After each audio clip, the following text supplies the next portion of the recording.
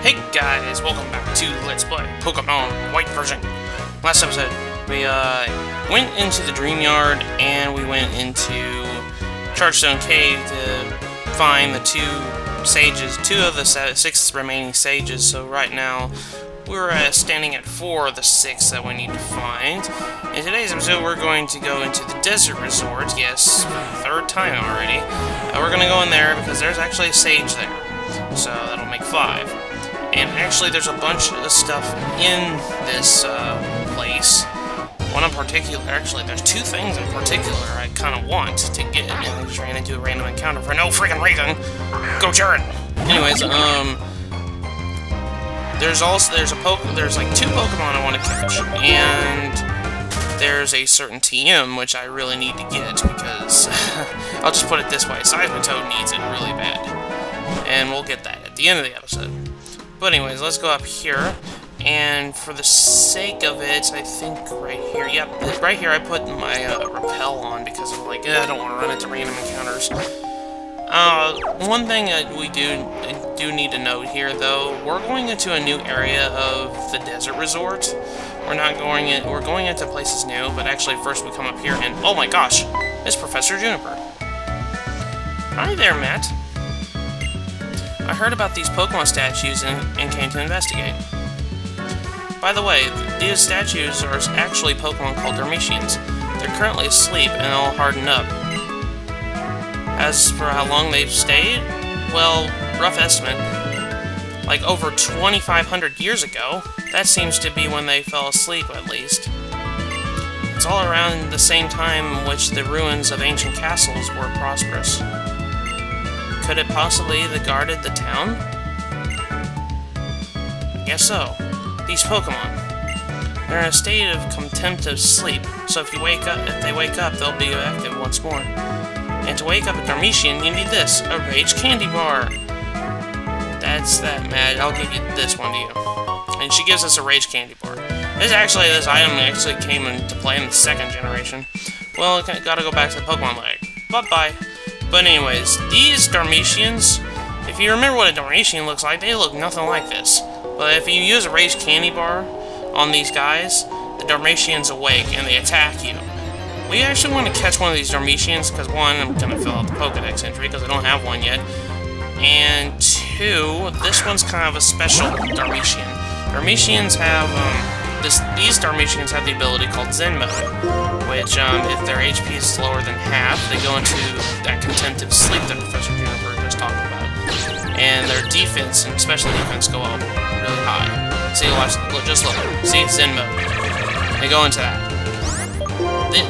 Normally, Dormitians don't have this ability, but these on the other hand, do. So we're gonna catch this one. Hope we catch it. Yep, we caught Dormitian. Not only did that add a Pokedex entry, but this one's a special one too, because this one has Zen Mode. Yeah, well, when it's weakened in battle, it becomes actionless like a rock. Yeah, motionless like a rock. Bad. But anyways, we caught ourselves our Dormitian. Now, I'll tell you guys something. There's other ways and forms of getting Rage Candy Bars. Actually, in the next episode, I will show you how to get a Rage Candy Bar to use to against those Dormitians. And like I said before, Rage Candy Bars, they were introduced in 2nd generation at Mahogany Town, if I remember, but you couldn't really use them as items. In this generation, you can kind of use them as items and whatnot. But anyways, we're going to go all the way down to the bottom 5th floor, because now you'll see there's something different about these ruins.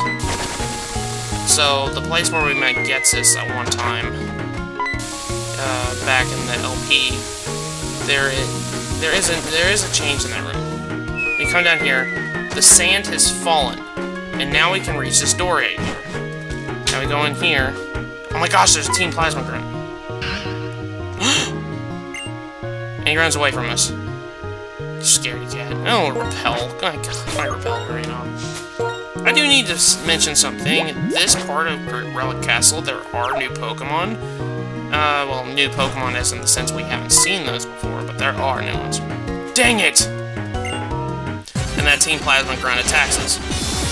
Ugh, I don't want to fight another level 64 right now. Oh well, I'm gonna have to, unfortunately. sends out Crocodile. Level 64 freaking Crocodile. Gosh, darn it. I don't want to fight you. I hate these high levels. I don't like that. Honestly, after the post game, I don't like this drastic jump of levels. But I'm gonna have to go ground, unfortunately. I'll do that all before we leave to the western side, because that's all the western side of Unova is all is just level 60. So. Oh gosh, alright. Bye, Swampert. Damn it. Bye, Seismitoad. Almost called you Swampert. Let's switch over to Wake.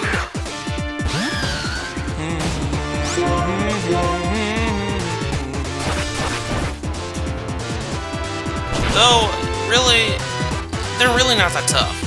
Like, I can probably take them out really easily, it's just they do a lot of damage to me.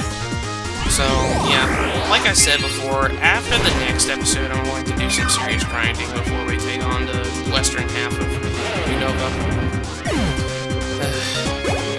Wait, there we go. Team Plasma Ground. Plasma, I found the ancient castle. Yes, you did. The sage Rakusa is looking for the Pokemon here in Ancient Castle. I was keeping watch for the sake of make sure that nobody was in the way, but I'm so weak and stupid! And one more stupid for good measure. And just to be cute, I was silly stupid head. I actually kind of feel bad for this rocket, or not rocket grunt, but plasma grunt, because he's like, I'm just stupid. That's kind of how I am sometimes. I feel bad for him. Anyways, I'm gonna switch over to Reggie, and also I kind of need to heal Seismitoad because he got meh. There we go. It's all healed. Now we need the Hyper Potion.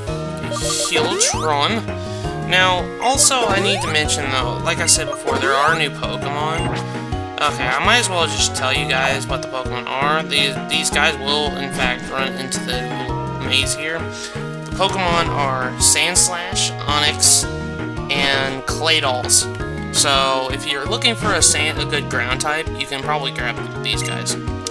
Once I catch the Pokemon Ulgamoth in this castle, I will present it to Lord Getsus. Or so I planned. It isn't the Dark Trinity saying that Lord Getsus is hidden away and whereabouts unknown. 7 stages. While 7 are gathered, we are perfect. I don't know what these words really mean anymore. I understand that these are no longer a dream. I don't need to say anything. Lord Getsus gave this to me. I have no intentions of using it. Anyways, he gives us TMO4, Calm Mind, upon doing that. But this ancient castle is crumbled. The only difference is the ancient castle is remains of a civilization. Nothing of our castle is left behind. And the looker comes over and he's like, alright then, I'm an international policeman. Tell me what you know about Team Plasma. Understood. But we do know a little about Lord Getsus, Lord, and Dark, yeah, pretty much. Thanks. Besides Lord Getsus, at least one of the sages remaining. Think about what they're hoping for. Let's meet him. Well, I'll see you again. Anyways, that just leaves us with 1 sage left. And if you go in this chamber, there's actually a wild Pokemon here. This is a Volcarona. A Volcarona is pretty much this a pseudo-legendary Pokemon. This Pokemon is very strong. If you guys remember the Larvesta egg that we hatched, this is the evolved form of Larvesta. And this particular one is very strong. You can catch, this is the only chance you'll ever get to catch one in the wild. This Volcarona is at level 70, so you need to be careful about that.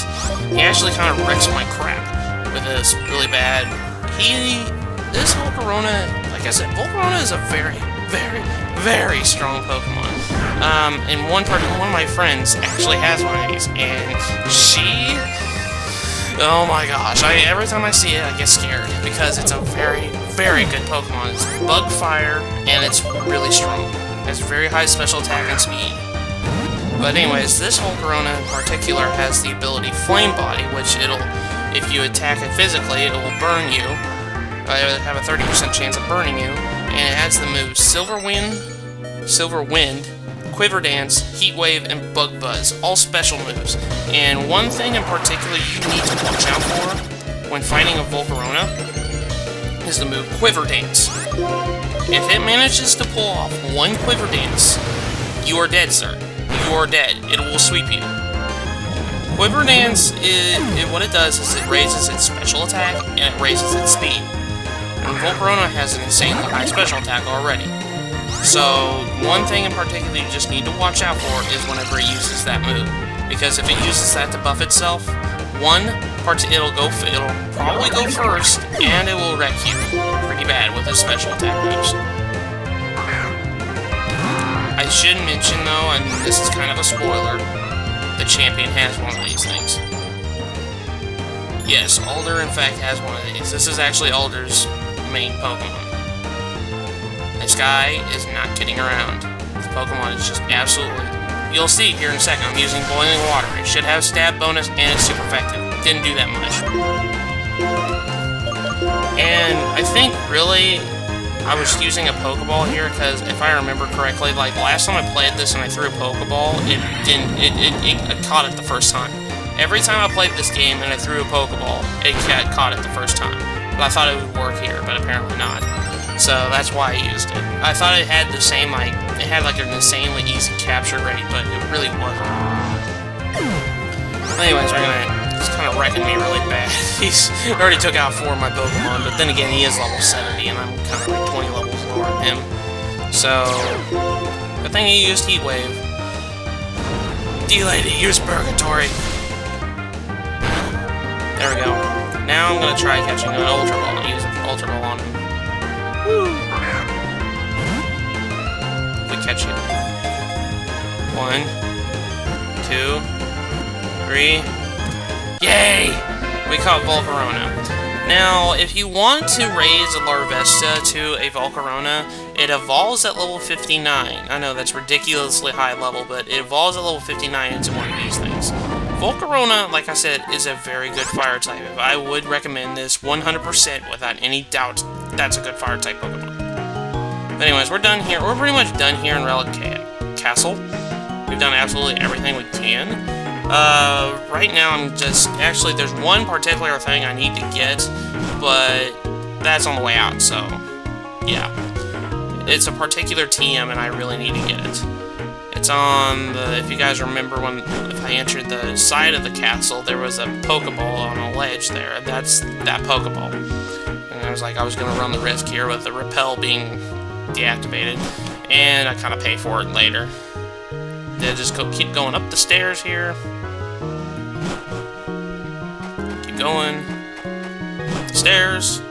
I think I run into a Pokemon. Yep, I do run into a Pokemon. Because I was running the risk of running into one of these. Yeah. I should have really just put the Super Repel back on. Instead of having to deal with the other guys. I hate random encounters sometimes. Especially in Relic Castle, because they're all over the freaking place. There we go. Now let's go back upstairs. Nope, we got one more floor to go up, I think. Yep, there's the Pokeball. Gosh darn it, stupid random encounters. But anyways, that Pokeball is actually TM. It's a very good TM, and I kind of wanted to get it because one of my Pokemon needs to know this move. Inside the Pokeball is Team 26 Earthquake. Earthquake is probably one of the strongest strongest ground-type moves ever. And I'm going to teach it to Seismitoad, because, well, he's the only one that can learn it. So I'm going to get rid of Mud Shot and teach him Earthquake. Earthquake also, I think, has 100% accuracy, if I remember correctly. I could be wrong, but I'm not sure. And I always ran into freaking random encounters. Sandile. But anyways, that's pretty much it in Relic Castle.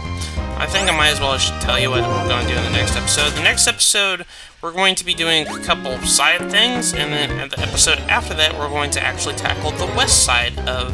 Not the west side, the east side of Unova. We tackled the west side, like, at the point of Unova at Nimbasa, you can go in 2 paths. You can go east or you can go west. We couldn't go east because, well, that section was kind of like blocked off to us, and the game pretty much told us we need to go west. It actually makes a humongous loop.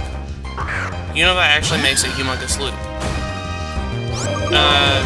Next episode, like I said, we're going to do a couple side items, and then the episode after that, we're actually going to tackle the east side of Unova. So, in the next episode of Let's Play Pokemon White version, we are going to do said little items. So I will see you guys in the next episode of Let's Play Pokemon White version. See you guys later.